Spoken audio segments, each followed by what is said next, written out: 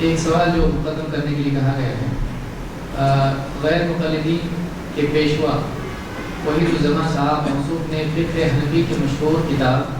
در مختار کے مقابلے میں ایک کتاب لکھی جس کا نام نزل الابرار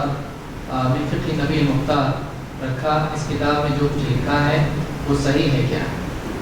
شیخ نہیں کیا ہے سوال؟ غیر مقلدین کی پیشوا وحید الزماں صاحب موصوف نے فقہ حنفی کی مشہور کتاب در مختار کے مقابلے میں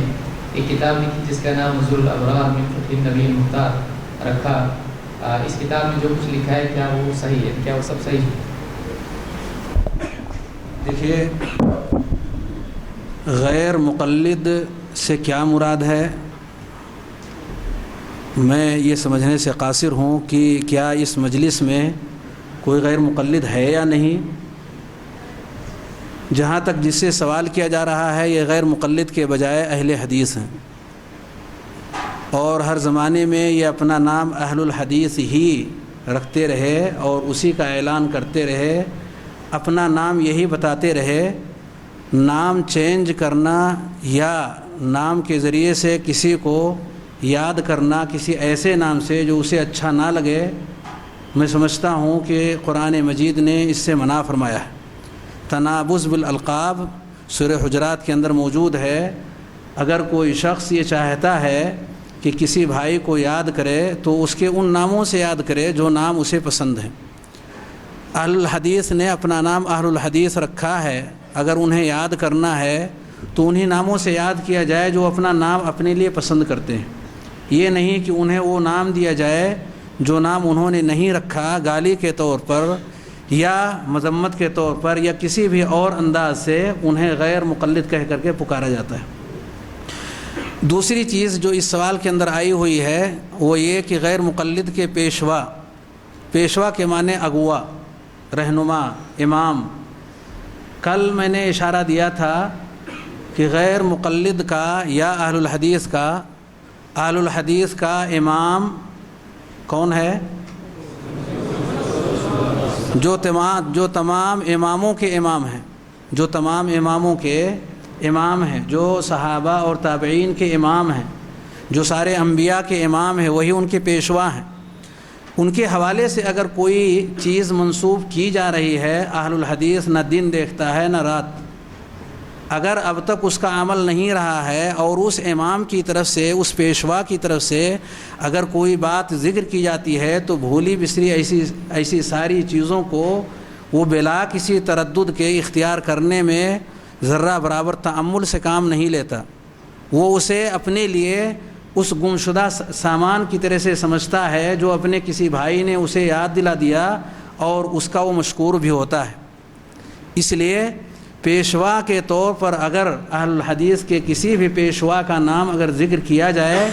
تو وہ پیشوا اگر کسی کو تسلیم کرتے ہیں تو وہ امام الانبیاء جناب محمد رسول اللہ صلی اللہ علیہ وآلہ وسلم ہی کو تسلیم کرتے ہیں۔ ان کے علاوہ باقی جتنے بھی ہیں ان سب کے پیشوا بھی وہی ہیں، اور ہر ایک نے اپنی اپنی کوششوں کے ذریعے سے نبی کریم صلی اللہ علیہ وسلم کی اتباع ہی کی کوشش کی ہے، جو بھی اہل الحدیث ہیں، جس میں علامہ وحید الزماں رحمہ اللہ کی جس کتاب کا یہاں نام لیا گیا ہے، اللہ رب العالمین نے انہیں بھی یہی توفیق دیا کہ وہ بھی اپنی کتابوں کے ذریعے ہی سے وہ اللہ رب العالمین کا تقرب حاصل کریں، نبی کریم صلی اللہ علیہ وسلم کی اتباع کریں۔ اس میں کوئی شبہ نہیں کہ وہ اسی جذبے کے تحت انہوں نے اور ان کے علاوہ جتنے بھی اہل الحدیث کے ائمہ یا اہل الحدیث کے علماء، اہل الحدیث کے طلباء جو کچھ بھی تحریر کرتے ہیں، لکھتے ہیں، بولتے ہیں، اس کے پیچھے ان کا یہی مقصود رہتا ہے۔ لیکن کل جیسا کہ میں نے کہا کہ امام مالک رحمۃ اللہ علیہ کا فرمان ہے کل یؤخذ من قولہ ویرد الا صاحب هذا القبر، ہر ایک کی بات لی بھی جائے گی اور چھوڑی بھی جائے گی سوائے اس قبر والے کے۔ اس میں کوئی آدمی کتنا ہی بڑا کیوں نہ ہو، کوئی عالم کتنا ہی اونچا اس کا علم کیوں نہ ہو، وما اوتیتم من العلم الا قلیلا، ہم سب کے لیے یہ آیت فٹ ہوتی ہے کہ ہمیں جو کچھ بھی علم مل جائے وہ تھوڑا ہی ہے۔ نبی کائنات جناب محمد رسول اللہ صلی اللہ علیہ وآلہ وسلم کو رب ذوالجلال نے جو علم دیا تھا صرف وہی ایک علم ہے جس کو رد نہیں کیا جا سکتا، باقی اپنے جو بھی ائمہ ہیں، اپنے جو بھی علماء ہیں، ان کی کچھ باتیں جو کتاب و سنت کے موافق ہیں وہ یقیناً لے لی جائیں گی، اور جو موافق نہیں ہے، اہل الحدیث سب سے پہلا انسان ہوگا جو یہ کہے گا کہ اس چیز کو اختیار نہ کی جائے، اس کی یہ دلیل ہے، اس کی یہ وجہ ہے۔ اور کچھ دیر پہلے جو میں نے ابن عباس اور ابن عمر رضی اللہ تعالی عنہما کا اثر ذکر کیا کہ جب ان دونوں نے ابو بکر و عمر رضی اللہ تعالی عنہم